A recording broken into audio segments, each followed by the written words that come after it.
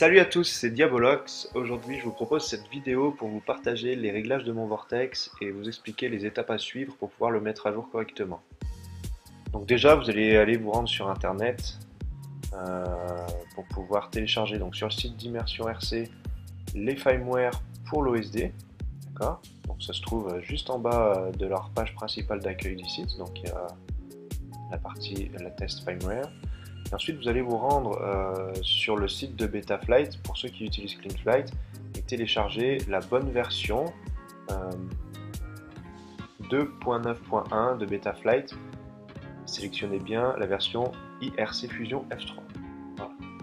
Pour ceux qui utilisent Betaflight Configurator, pas besoin puisque directement depuis le soft, vous pourrez avoir accès au firmware. Donc, on lance Betaflight Configurator.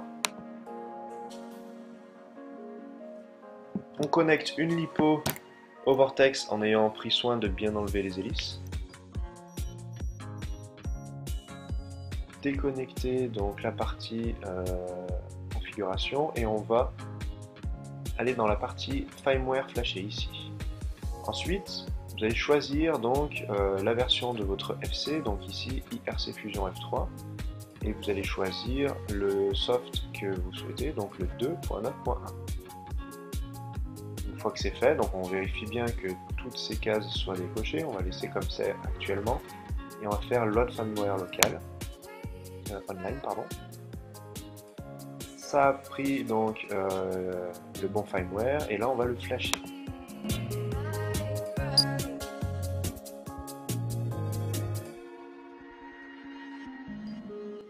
Voilà, alors il est possible par moment que ça vous marque Timeout Programming Fail. Avec une petite barre rouge. Alors vous inquiétez pas, par moment le firmware a quand même fonctionné et par moment il va falloir recommencer l'installation du firmware.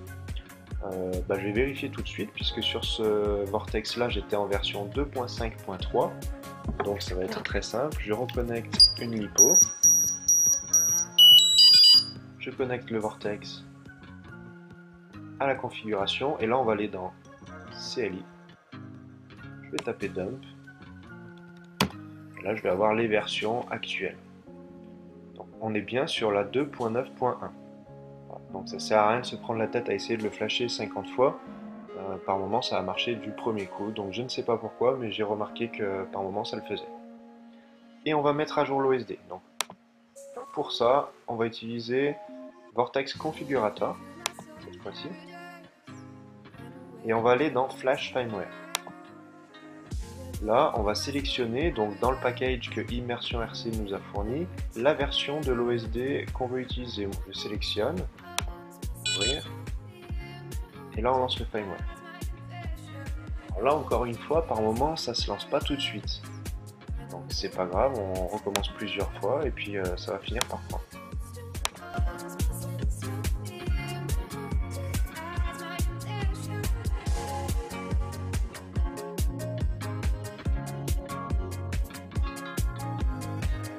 Une fois que c'est fait, du coup, donc on va pouvoir rentrer le pseudo si on ne l'a pas déjà fait, le type de batterie, le channel, et on va bien vérifier que Receiver Mode soit sur Auto, comme ça, que vous soyez en S-Bus ou en PPM, ça va prendre directement. Donc on sauvegarde, et là on va déconnecter le Vortex, et on va aller faire le Wizard au travers de l'OSD, au travers de lunettes. Donc, du côté du Wizard, donc on va centrer, donc on va suivre les instructions qui sont marquées en haut de l'OSD. On va centrer les commandes.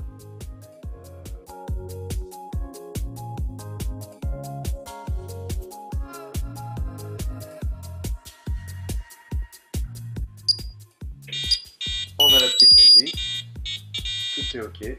On va pouvoir maintenant aller retourner dans Betaflight Configurator et terminer nos réglages. Une fois que le Wizard est terminé, on retourne sur notre ordi, on relance à nouveau Betaflight,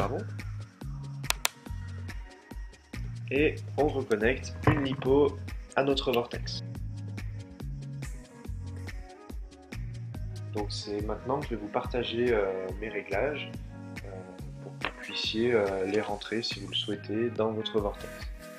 Alors, actuellement, on a tout d'activé puisque le wizard nous a permis de rebooter un petit peu la machine comme elle est d'origine. C'est pour ça que tout à l'heure, je vous ai demandé de ne pas mettre full chip erase parce que on s'en fout un peu, le wizard fait le travail. Donc, mes réglages, on va commencer par l'onglet configuration et ici, on va rentrer 2 kHz et on va désactiver l'accéléro, le baro et le magnéto. Ça va nous permettre d'avoir un loop time à 500 et de ne plus avoir tout ce qui est tous les paramètres en fait de stabilisation et voilà toutes les assistances. On déconnecte toutes les assistances et ça permet d'avoir un comportement plus fluide puisque la carte va avoir un taux de rafraîchissement bien meilleur. Ensuite, on va sélectionner Air Mode tout en bas. Voilà, ça nous permet d'avoir un meilleur comportement à bas régime, de pouvoir continuer à contrôler notre machine et c'est aussi un moyen de recalculer les PID lorsqu'on est tout en bas où il y a des chutes d'accélération. Là, on va faire Save and Reboot et là, on va voir que hop, ça s'est déconnecté en haut. Ensuite, on va s'occuper du PID tuning. Donc, dans le PID tuning, donc déjà vérifier que vous ne soyez pas en float et bien en intègre. Donc c'est le multi-wheel, d'accord. Dans le roll, vous allez rentrer 42, 23 et 36. Dans le pitch,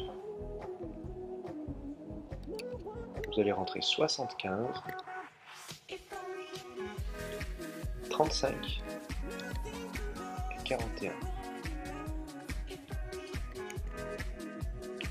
enfin, dans le yo, on va rentrer 120, 45 et juste ici en dessous 30. Voilà. Donc ça c'est pour la partie PID. Donc pour la partie rate, je vais bien vous filer mes rates, mais ça va convenir à certains et pas d'autres. Donc ça, ce sera un petit peu en fonction de votre ressenti. Donc en RC rate, je mets 1,20 en haut et en bas. Ensuite, en rate, je mets 80 de partout. Et en expo, je mets 90 sur le roll et sur le pitch. Et 40 sur le yo. Ici, en throttle expo, je mets 10. Voilà, ça c'est bon. Et en TPA, je mets 40 et 1650.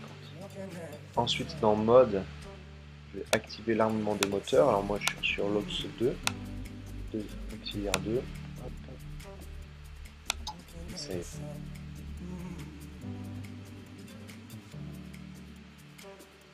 Voilà, à présent, du coup, vous avez mes réglages qui sont rentrés dans la machine. Il ne reste plus qu'à maintenant faire les réglages au niveau de l'OSD. Ok, super, on est sur la dernière étape. Donc maintenant, il va s'agir de vérifier certains paramètres de l'OSD qui sont parfois pas tout de suite pris en compte par Betaflight. Alors j'ai remarqué ça, ça doit être un conflit qu'il y a entre l'OSD, la mise en route de l'OSD et Betaflight. Donc il s'agit en fait du loop time, le passer à 500 et parfois j'ai remarqué aussi qu'il ne prenait pas l'air en mode tout de suite. Donc on va aller dans l'OSD, on va aller dans Fly Control et là on va aller dans FC Setup. Donc voilà, donc là le loop time il est à 1000, moi je veux le mettre à 500, donc là je valide à 500, voilà, le Air Mode est bien activé, donc je sors d'ici. Je vais juste vérifier, voilà, les rates ont bien été enregistrés, les PID c'est bien les bons, pas de souci. Là je vais faire Save Your Tunes. et là c'est enregistré. Donc en profil 1, bah, vous aurez mes réglages et tous mes paramètres. Allez, on rentre sur la toute dernière ligne droite, on retourne à nouveau dans Betaflight Configurator. Voilà. Et maintenant qu'on a pu passer le loop time à 500 sur l'OSD, normalement on va retrouver le barreau, l'accéléro réactivé. Voilà, accéléro, le barreau, tout réactivé. Donc on va retourner les désactiver dans configuration. Voilà, on voit que maintenant je suis bien à 2 kHz, alors tout à l'heure j'étais à 1, on n'arrivait pas à le passer. Donc ça peut répondre à la question que pas mal m'ont posé, justement ils n'arrivaient pas à passer à 2 à chaque fois qu'ils validaient, ça repassait à 1. Il faut vraiment faire dans cet ordre-là. Maintenant je vais désactiver à nouveau le barreau, l'accéléro, le magnéto, save and reboot. Et là je descends. Et là je peux constater que j'ai plus rien d'activé et que je suis toujours en loop time à 500. Voilà, d'accord.